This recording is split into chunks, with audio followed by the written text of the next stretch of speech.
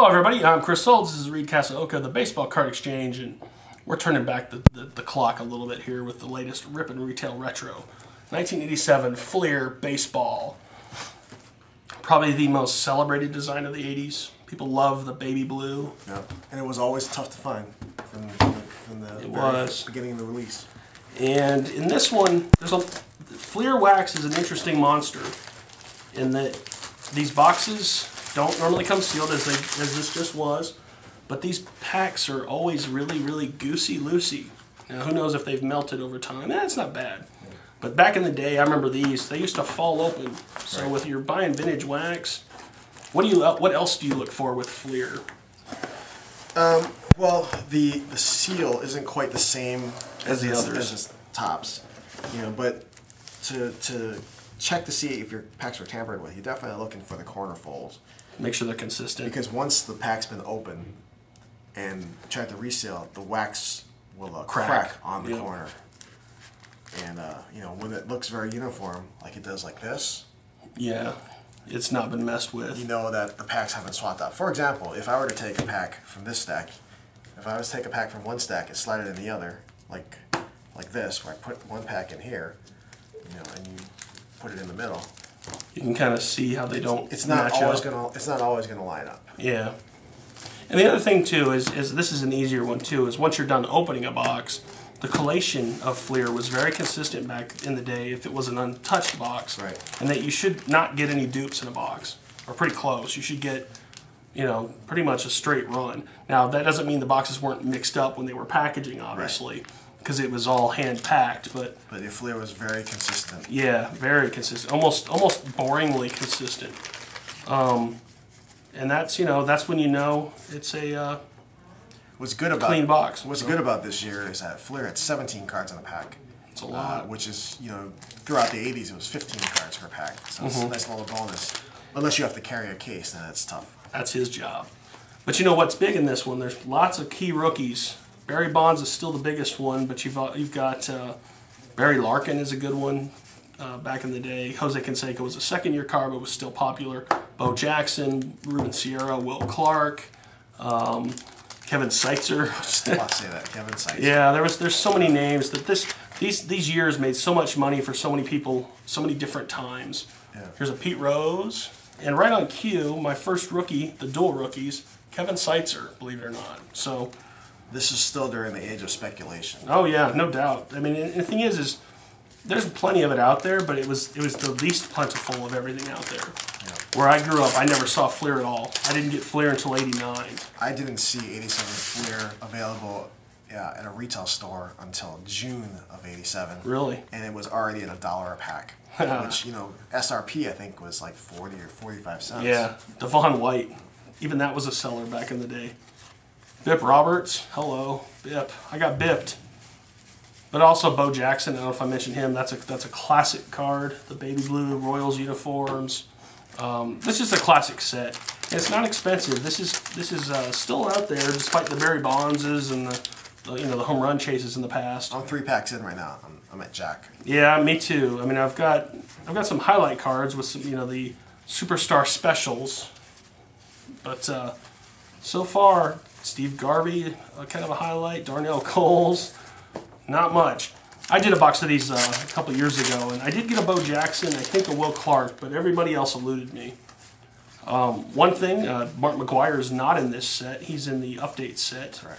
Along with, I should know it. Greg Maddux. Yeah, Greg Maddux is in there. Yeah. How about a George Bell All-Star Team insert card? Back in the days when inserts really weren't that popular. Maybe they were, but it didn't seem like that value-wise. I'm getting skunked on this side too. But when it's 87 Fleer, you don't open it every day, so even a bad box is a fun box. Eric Davis. There you go. A very hot player in the 80s. Oh yeah, monster player. Top 10 player, maybe? Probably. He was one of those guys who could run and hit. Productivity across the board. George Brett, along with Lenny Dykstra after that. Lots of good names, but so far we're running a little dry in this one, but that happens. I mean, this stuff was far from scientific. There are no per box odds. There's no per box hits. That didn't exist in this world. When it comes to '80s wax, or actually '80s and older wax. It's all about mathematical probability. Ooh, I got a hot pack. I got a Todd Worrell. I got the Dale Murphy. You're a big Dale Murphy fan. Murphy. Ozzie Smith, but here's where it started, and this has got me the oohing. Kirby Puckett, Ruben Sierra, John Kruk. Now, John Kruk, probably not so much now. He was popular back in the day, and that's a nice card. Sierra rookie card. Big one still, though, today is probably Bonds. I like the Clark and the Bow myself. The graded copies have come down in price, but they're still fun to chase. People still collect Will Clark. Oh yeah, People dude, he's still collect crazy. Will Jackson. Yep. This corner of the pack got dinged hard, but thankfully no stars in that era. You know, there is a sequence on these because I remember getting these two guys in a row, and it's not a bad duo. Back to back, Ryan Sandberg, Cal Ripken Jr. Got Clemens. See, even back then, like a Clemens card out of a pack, solid. Now, not so much. Here we go. AL Pitcher's Nightmare. Kasaoka and two other guys. All I cared about back then was the Kasaoka. I probably have 150 of these at home somewhere. I actually bought a signed one of those. Did you? Yeah, last year. that was actually relatively common. The getting the group cards signed, and actually a lot of collectors still try to chase the entire set signed. It's doable to a degree. There's a lot of guys in the set that have already passed away. Yeah. But like Kirby Puckett signed a lot in the past, so you can find them. They're just going to cost you more. Yeah. Andre Thornton, Gary Templeton, Lance Parrish. Oh, we got the Will Clark. There you go. That's a classic card. Yep. This Classic is actually card. pretty nicely centered too. And actually in the grading stuff, the white dots on the blue design, obviously the acid spots or whatever they're called, that's one of the things people always look for. Obviously centering is important and condition, the corners and such. But the big thing on Fleer cards is the backs, if they're cleanly cut. Yeah. And wow, this is a clean example. Nice. You're not able to see it on camera, but there's no white edges on the top and the bottom. And that's something people don't think about. It's a cool card too. 5 Mets from the '86 Mets. I wish they'd bring back more of those little subsets. But people complained they weren't as valuable cards, so they took them out. It's like, come on now. Andre Dawson. Bud Black.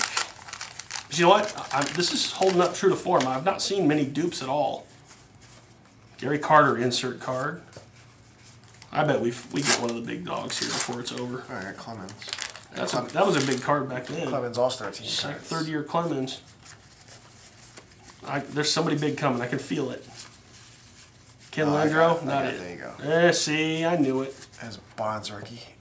Have not seen any dupes, so... And this one looks like it's pretty well centered too. Yeah, it looks clean. Not what it used to be, but it's still a good card. Oh. Juan Bonilla. Bert Blyleven.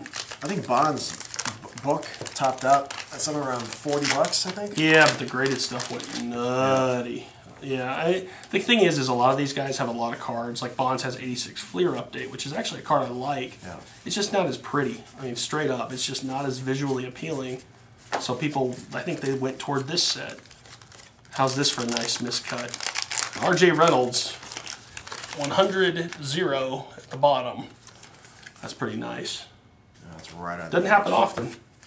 Flair's very clean, unlike the earlier years. Ryan. We still got another rookie. I feel a Bo Jackson coming on.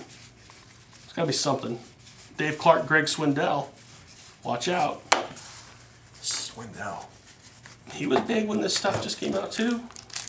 He didn't last too long, but he was big. Wasn't Mike Loyne in the set too? Got me on that one. He's another Texas pitcher. Maybe. To a lesser degree, Pete Incaviglia. And Jose Canseco, along with him in the same card. Don Baylor. Bobby Bonilla. Still a decent card, actually, in this set. Probably his best rookie. Are the Mets still paying him? Probably. Man, this was a quick one. I'm on my final pack already. Two rookies that just drove everyone nuts back in '86. Joyner and Canseco. Yep. Wallace Keith Joyner. Juan Nieves. Mike Easler insert card. He was an all-star once. Wow. We got quite a few of those all-star cards. Yeah. Hey, look at there. Jose Canseco. That's a good one for me to end on. There you go. That's a nice card there. That's one of his best, if not the best, Barry rookie. That and Donruss. Jose. This might be the only Hall of Fame rookie card in the set. Because because of Bonds and all those other guys. Yeah, I'm trying to think. Yeah, I mean, we were talking recently of who was the first rated rookie to make the Hall of Fame, and I think it was Roberto Alomar, if I remember right. First rated rookie? Didn't sound right, but we're like, really? No, probably, yeah. So, you know, I'm going to watch from a distance here as we pull the next big card. There's got to be a Bo Jackson. Look, these guys just died. Yeah, Donnie Moore. Donnie Moore, Aurelio Lopez. There's Chuck Finley. Do a Tawny Contain. Take a left hook to his face. Final pack. This is a classic one, and it's not as expensive as you might think. It's like $50 or less per box. Yeah, I think 87 Fleer now is in the 30s. Yeah, and factory sets, if you want to go that direction, they're under $20. Yes. I mean, they're cheap because they made plenty, but it's just a classic set. And once the Bonds, you know, ship sailed, there's a lot less people worried about sitting on it for future It really hasn't riches. been this cheap since 87. Yeah. You know? And the thing is compared to the new stuff, take a chance on a brand new Topps box or, you know, buy a couple of these. I'd probably do 2 or 3 of these. Right. You know, just for fun. You're not going to pull any autographs, but you can at least enjoy some cards without any letdown if you have a missing hit or something. Exactly. So that was a fun rip. Quick rip, unfortunately. Just enjoyed it too much. We need 2 or 3 next time. Yeah. So until then, All right. I'm Chris. This is Reed. Just keep ripping.